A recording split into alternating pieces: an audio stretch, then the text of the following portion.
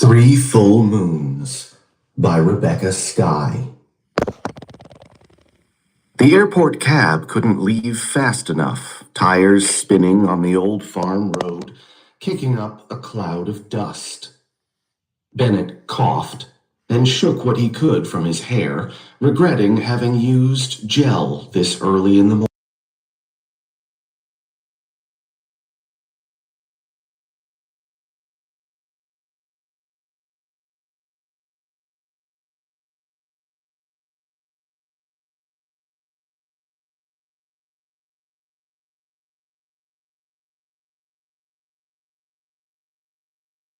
Story for you from Audible Stories. It's 5 minutes and 46 seconds long. Enjoy. What is it? This is Audible.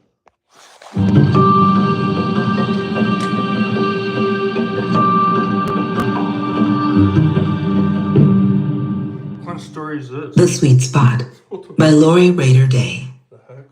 Who's that? Simone caught the kid before he got past the kitchen. In the sudden light from above, he froze, sunken eyes in shadow. She had a baseball bat from behind the front counter already in the air, but didn't want to test her swing. She should be retired from the game by now. But here she was, with her hands in position in the sweet spot, ready to swing for the ivy.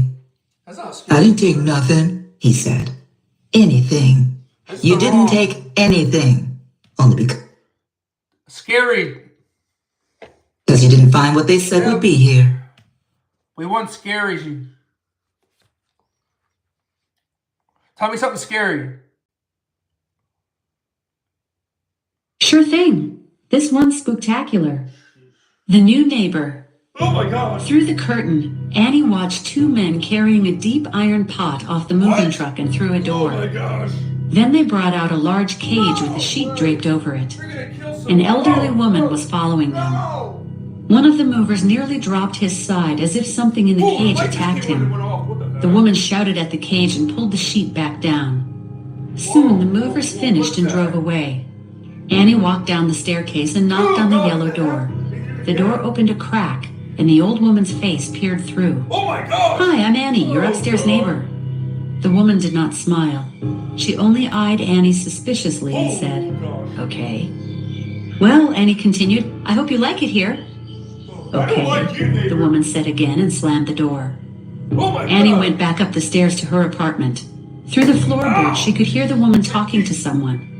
The other voice was high, like a small child. Really? Annie couldn't understand them, but the child seemed adamant, repeating the same phrase over and over again. Annie tiptoed back down the stairs and placed her ear to the yellow door. Then she heard the small voice again. "Don't bite me, please, don't bite me." A shiver went down her spine. Then the old woman shouted back, "You be quiet. After I make this soup, I'm going to take care of you." "Don't bite me," the childlike voice cried.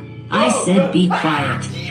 Annie began to tremble. Finally, she worked up the courage to knock on the door. Again, the old woman peered out the cracked door. "What is it?" "I want to know who else is in there," Annie said. "Nobody's here." "But I heard a child's voice." The old woman laughed, swinging the door wide open, and Annie thought she may need to run for her life. Then she saw, in the middle of the room, the cage. Inside was a large gray parrot. "This is Edward. He's a good boy, but he likes to bite." "Please don't bite me," the parrot mocked. "Come in, have some soup," the woman said.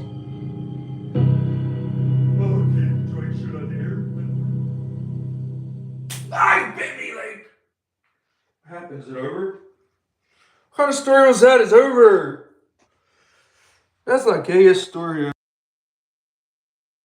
If you guys like that, I guess we're done now. See you later on, guys. Subscribe for new piece.